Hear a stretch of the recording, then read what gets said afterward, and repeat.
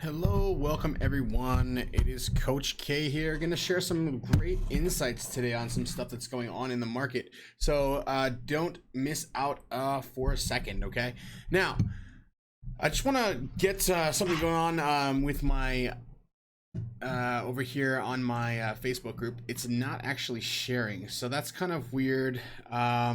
If you guys can do me a favor, if you're watching on YouTube, go share this to your favorite group and let it get out there, because for some reason today my live feed does not want to work with Facebook, and so I'm trying to get everyone to come over here and watch it on YouTube.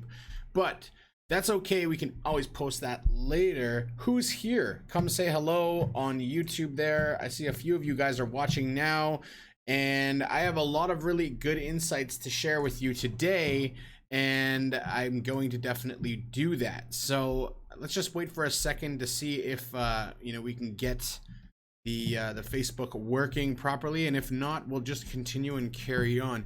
What's up, Lily? Nice to see you. Anyone else watching, guys, just come and say hello, smash up some likes, hit a subscribe button, you know the drill.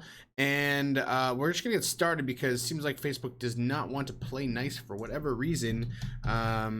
Have to maybe check my Restream account or something, but doesn't like to work right now, which is frustrating, but life goes on. All right, jumping into all the news today, we have Samsung that came out today and said that they're laying a bold roadmap into what's going on for their company coming up in the next year or two or three or five, and it's really interesting because they're focusing on 6G technology. I mean, most people don't even have 5G, so it's pretty interesting that they're focusing on 6. But another thing that's really quite interesting is that they're going to be focusing on heavily AI and blockchain, which both can potentially be used together. So the reason why they're doing that is because obviously, this is the new thing, the new cool thing that the cool people are doing, and Apple is doing 5G and Huawei's doing 5G. So Samsung's going, you know what? Instead of us focusing on just right now, let's focus on the future. So quite an interesting take on how they're going to do that, and I think that it's definitely going to raise some pretty cool. It's going to raise the bar for these guys for sure. So let's just see if I can get this working on over here and see what's going on with the Facebook stream, because it is showing that it's working, yet I do not see it. So quite odd. Maybe I'll just turn it off and turn it back on and see if it comes and picks up, but it doesn't matter. You're here, and let's just get rolling with it. Now, crypto is getting ready for a very big, impactful, yet maybe not so good, maybe good and bad endeavor that's going to be starting up very soon.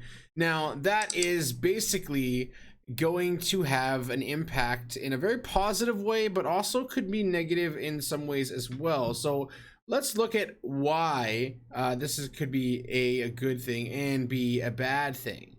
So let's first look at the good.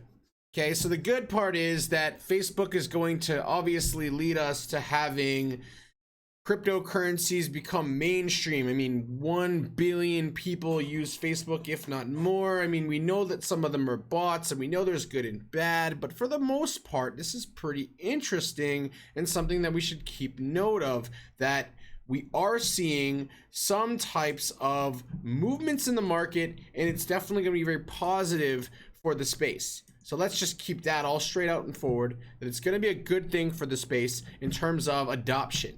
We're going to see them push it forward.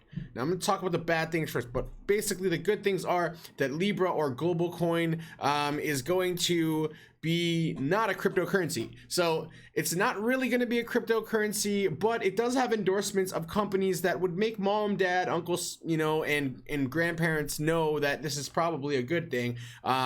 Stop calling them stupid coins and they're not real money and all this kind of stuff. Because when you have PayPal, Visa, and MasterCard calling this a real coin, and it's worth money, I think a lot of people are going to start looking at it and going, yeah, this is something that could be worth money, and I think that I would be interested in it. And you have other companies like Uber, and I'll go through a huge list of that in a minute, about all the different kinds of different people that are backing the Libra global coin. So we know that Facebook will definitely have a very big impact. We also know that it's going to cost $10 million to be basically, if you've learned about block producers or masternodes, you need a lot of money to do that. So for Facebook Libra coin, you're going to have to actually have $10 million in that coin to basically stake the network, to secure the network. It's not really staking, but this is the idea behind it, so because it gives you an option of understanding how this is going to work. Now, another indication is that it will be different from its predecessors in the fact that it's going to be pegged to a number of, and I've talked about this on my on the show that I was doing with the other guys, Rob and Chris, who you guys should definitely like and subscribe to their channels as well. But we definitely talked about this in detail, how they're going to have a basket of different different currencies. So you're not just going to have like US dollar, Canadian dollar, Japanese yen, the won. It's going to basically be a basket of those plus assets that'll be worth, value as well. So things like property, for example, that are not as volatile would be in that basket, obviously giving it strength and backing that is not just based off currency, as obviously Facebook wants to replace the typical currencies. It's kind of interesting. Facebook does have 2.4 billion monthly users, and so a lot of money could be changing hands, and it's great because people from different countries that are marginalized will be able to take part in the buying and selling power of this coin. Yet it is really not a cryptocurrency, and this is the things that a lot of people have it. But great tech, a really strong backing, and these things are all really good. Now, here's the bad. Coinbase, PayPal, Creative, Spotify, eBay, all these really big venture companies. But here's the thing that Andreas is saying in his video. Andreas Antonopoulos, if you don't know who he is, definitely watch some of his videos. He is one of the key educators in the space, someone that would teach you a lot about what's going on and even about how the tech works. This is the problem. Will Facebook's global coin give access to the Central Intelligence Agency, the Federal Reserve, the National Security, and Homeland Security? Here's why this could be a problem. Facebook already sells your data, right? So we already know this. They've been caught in several scandals. So why is this a problem with global coin or Libra? Here is why it's going to be potentially a problem, okay? First off and foremost, they know everything you do. You put your location on a lot of the time. They know where you go. They know where you eat. They know where you sleep. They know where you shop. They know everything, and they sell that data for millions and billions of dollars a year. Now, here's a really interesting take to think about as well. Not only are they going to take your data and sell it, what happens when they have access to all the things that you actually spend money on? Is it going to be very much different from, let's say, something like WeChat Pay in China, where they have the big brother looking at everything they do on a social credit system? Is this the move to getting into some type of social credit system?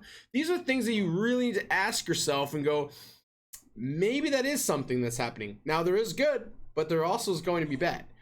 Ricardo, nice to see you. Good morning. What's new with crypto, XRP, and VET? XRP, it's doing its thing. Like I said, it would go all the way up and then it would come down and it would chill for a little while. And then in October, November, it would start to rise. I still stick to that statement. In the short term, it looks like it's having a little bit of a bullish movement right now, and we'll go into that in a little bit. VET is a project that it has tons of partnerships. There's adoption already. Very Asia focused. It's not one of the coins that's on Coinbase that are on Coinbase right now. So it might be hard when Binance switches over to Binance.us. It might not be the approved one. It might be an approved one. So that's something we'll also have to keep in mind as well. And it's nice to see you, Rajo. Great seeing you. Bad Mutts. What's up, Sean? Great seeing you over here as well. And just to jump in on another thing that Charlie Shem said, he said that he's just going to say it, that he thinks Facebook coin is an attempt by big tech banks and credit card companies to lure people away from Bitcoin into their better, easier crypto, which is nothing more than a fiat coin that's being masqueraded as cryptocurrencies, and millions will be fooled. This is true. Do not think that Facebook coin is going to replace Bitcoin. All Facebook coin will do is actually add to Bitcoin's value, in my opinion, because using Facebook coin will make people see Bitcoin as a legitimate currency, Litecoin as a legitimate currency. Will it have effects on XRP? Maybe, maybe not. I mean, they don't have those partnerships yet, but they have a lot. So are they going to be doing something different in terms of global remittances? I don't know. So we can't say for sure anything at this point. So we can't really go into saying what's going to happen in the future. But what I believe will happen is Bitcoin will pump harder. And I think that's what we're starting to see right now is Bitcoin is starting to smash hop. It's starting to smash higher and higher for a few reasons. Number one, the Binance FUD, and I'm calling it Binance FUD because it's just scaring people. It's fear, uncertainty, and doubt that what will happen when Binance is gone. And like I've said in previous videos, nothing. It will just mean that some of the coins will have to be traded on DEXs. Wow, you won't be able to use Binance DEX? Yes, you will with a VPN because they can't ask you for, and they shouldn't, and if they do, you can use another DEX, ask you for your credentials. So there'll always be another way to do this, or you'll start seeing funds and hedge funds pop up and people will be able to invest through people living in other countries, or the best idea ever, getting an e-citizenship to some other country and then just using that citizenship to trade on Binance. So there's many options as well. This is why I call it Binance FUD. But what happened was we saw a lot of people push all their Binance coin or some of their Binance coin into Bitcoin. We saw altcoins have large sell-offs and go into Bitcoin, and that's why we're starting to see Bitcoin and Ethereum, two approved US currencies, pushing up at this point. I believe that is a really good analysis. Of course, they both looked like they were going to do it before, but this is giving a nice catalyst for a push as well, and that's why we really are shooting up. Will it go to 30 cents again, XRP and Bitcoin under 7K? I mean, anything is possible. I was thinking last week when I did a live feed that we were going to hit 6.8. But as you guys know, invalidation flip bias. So if you have a level where if it gets to that level and goes above it, and it closes that candle, if it closes up there, then you know that you're invalidated. Your short will then close, and then now you would open a long, which is what you could have done. Unfortunately, I was not available on Friday to do my live feed, so I couldn't tell you that, but that's okay. It doesn't really make a huge difference, to be completely honest, as long as you know that at some point you got to give that up. And will we have a correction? Very possible. We have the CME gap, and I'll talk about that more in just a few minutes. Now, Litecoin, Charlie Lee is going to join Justin Sun for lunch. It's quite interesting. He's trying to adopt a bunch of people to come with him for lunch so that he can have a more impactful experience with Warren Buffett. Honestly, I think Buffett's just going and saying whatever. He doesn't really care about cryptocurrencies. He's he's pretty much a dinosaur when it comes to it, and he doesn't really care. He's old and rich, and I believe that. A ton of respect for Warren, but when it comes to crypto, he's far out of his league. Doesn't understand it. Doesn't want to understand it. Could it change his mind at lunch? No, I don't believe so.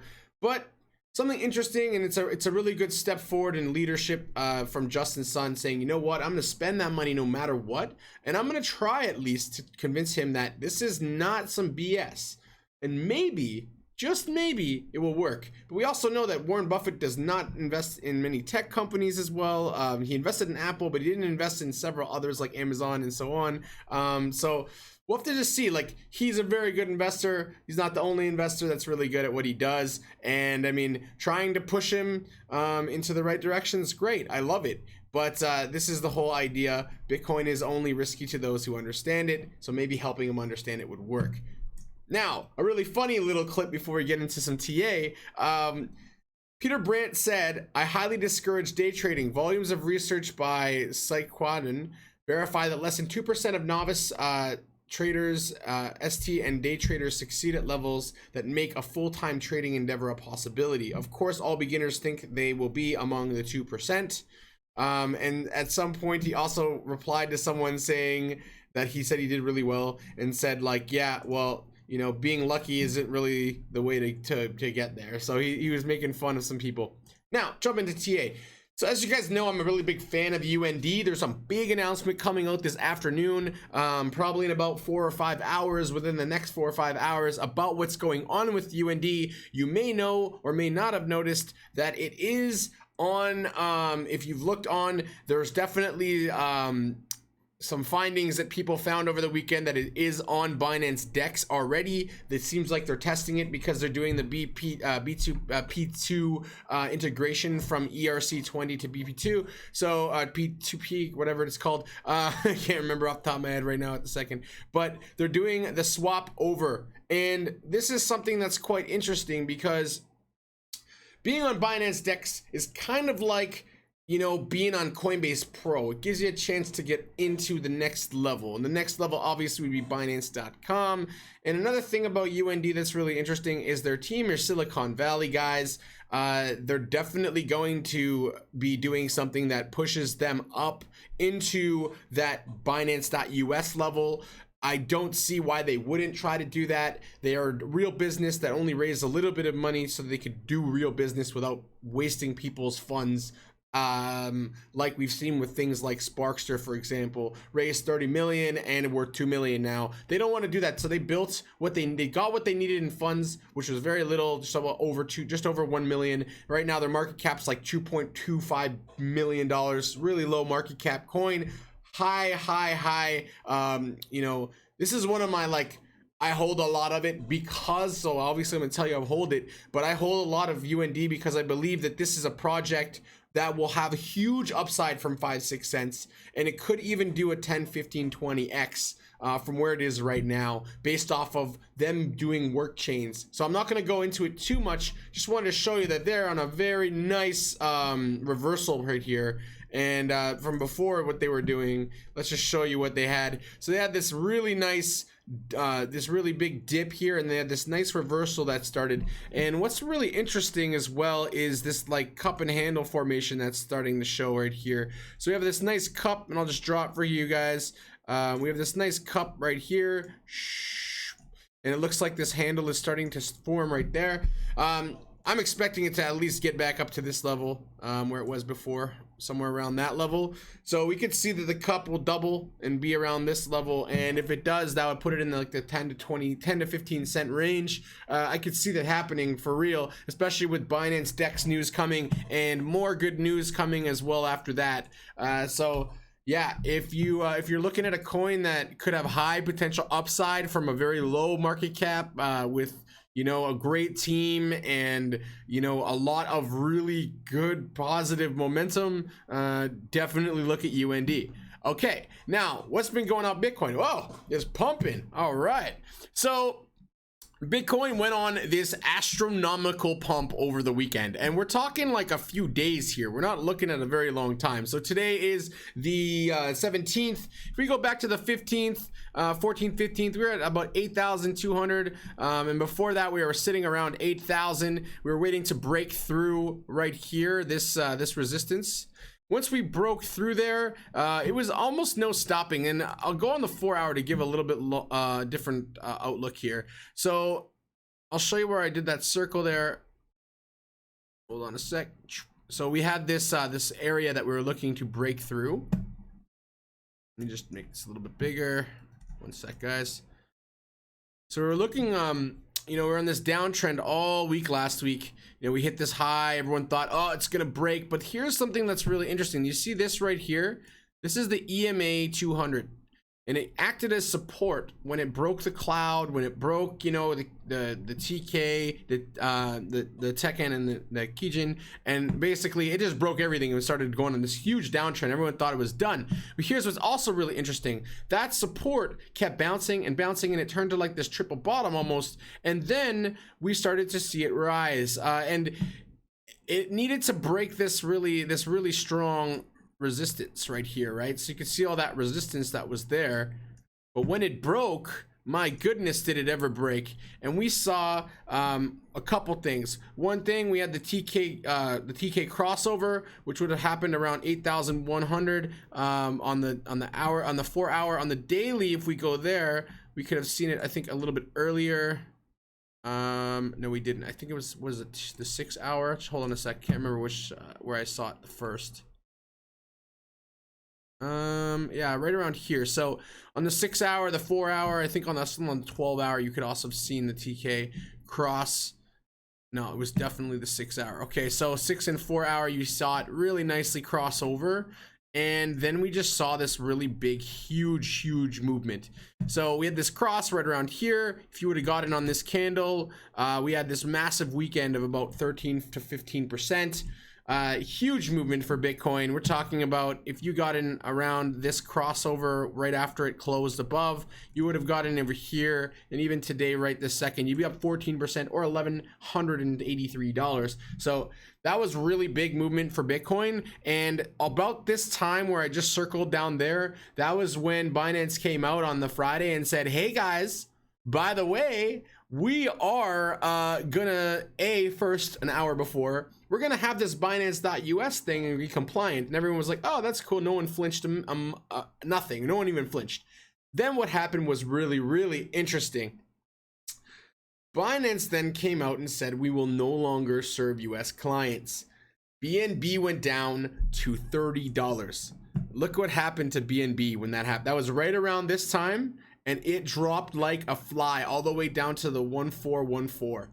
Huge drop. This drew this the other day. This isn't even from now. Okay, so huge drop that happened, and now it found support, and it seems to be trying to get above. It's starting to rise again, but it's kind of stuck against USD, against BTC, because as we can see over here, BTC keeps pumping, and so because it keeps pumping, it's doing its thing. Now if we look at a USDT value, it didn't really lose as much. It's kind of bounced from that $30 range and came back up. But on BTC, because when BTC runs, it just crushes most alts, as we've seen over the last couple days. But BTC and ETH, they seem to have got a lot of what the alts lost. And when I say the alts lost, let me just show you something here. Now you see it doesn't look so bad, does it, right? But let's just go through some of the alts, what happened here. Look at them all. They all they got destroyed. All the top, you see the peaks there, guys? Those were all peaks. Even Litecoin got destroyed compared to BTC. Just everything went on a huge downtrend. When Bitcoin does this, this is what happens. Well, you always have to look at Bitcoin. Something really interesting to keep in mind, okay? Now, last week I also said that I thought Bitcoin was going to drop, but this I did not expect, and I when it happened, I was expecting it was right around here, kept hitting this resistance. I thought it was going to come down and touch this line again at very least, get down to that 7.7 and even further down potentially to the 6,800 level. But what happened was we had this anomaly kind of happen, and then we went from this swing low to swing high, back down to swing low here, and what we saw was we just started moving up, and the next level really is, it could be up to $10,000. So we're looking at, and we're eyeing that. Doesn't mean we'll get there though, but it's something that we're eyeing right now, and it could go more, a lot more. So keep your eyes on Bitcoin, guys. And then Ethereum, the same thing happened over the weekend. This is what I had thought would happen. Okay, so I thought that we were gonna have, it was looking like it was gonna dump beyond it, but then that news changed the analysis, right? So again, if you have invalidation, then you need to change your idea. And my idea invalidated right around this cross. So when I made this trade, I was looking at the top right around here. So that was around 248. So I figured if I got in this trade at 238, 235, and it went to 248, it was going to be invalidated. When me flip my bias. So once it got out there, it would stop out, and then I'd watch it again and look at, okay, it's got a twist right here, Akumo's second cross. All right, then I'm going to enter somewhere around here, and then you have a nice profitable movement right there. So you can get up. It's still up 6%. So you can be wrong in trading, and this is okay. This could have happened. This scenario very well could have played out, but it actually went the other way. So instead of this facing that way, it came up here, and look, it did exactly this. It came up here and went from here down there, and then played out the opposite way that I had thought, this way.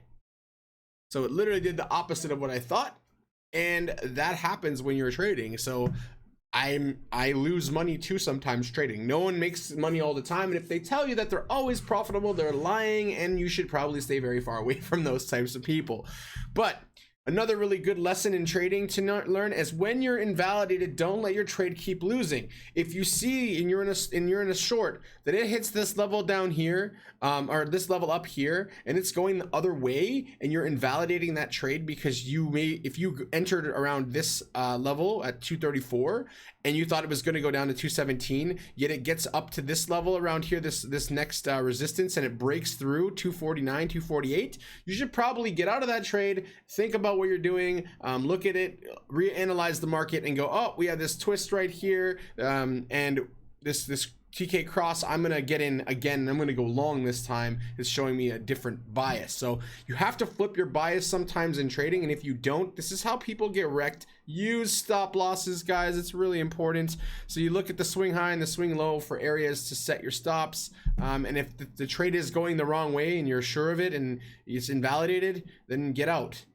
There's nothing wrong with that. And this is how you do it. You use the long and short position. So if I was getting in the short position here, I would have looked there and said, okay, my stop is around this level right here, so 4%, and I was looking to get down into this range. So my R was 1.5 R. It was a good risk to reward ratio for that trade, but it didn't work out. So I would take my stop loss right here at 245 and get out of that trade. Same on the other side if you're going the opposite way. So if you're going in a long position, let's say you wanted to get in around here where the TK cross was happening, you may make your short at the bottom of this level right here and put this up all the way to where you thought it might go. So maybe there, that'd be 2.2, or even 1.5 R is always a good range. So you could get there. So if it drops to this level, you're going to get out.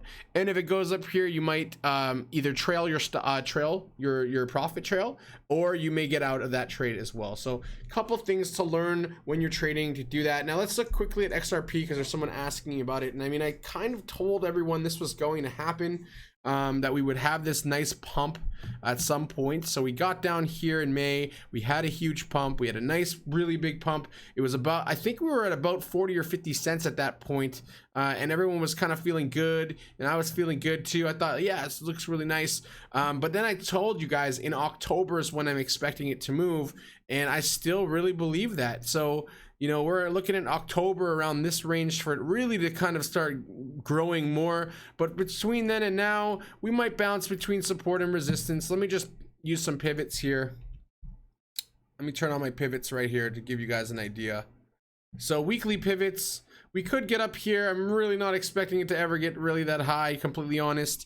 But I think we might sit between S1 and R1 for quite a while, and we'll bounce between those two pivots, and they'll change week to week, so they might be higher or lower each week. But I don't think we're gonna break out past this top breakout for a little while. We're probably gonna range until we get to after summer, because summer's gonna slow the market down. So that's really something that's common in crypto trading, that summers calm down in all trading really, and so I expect that.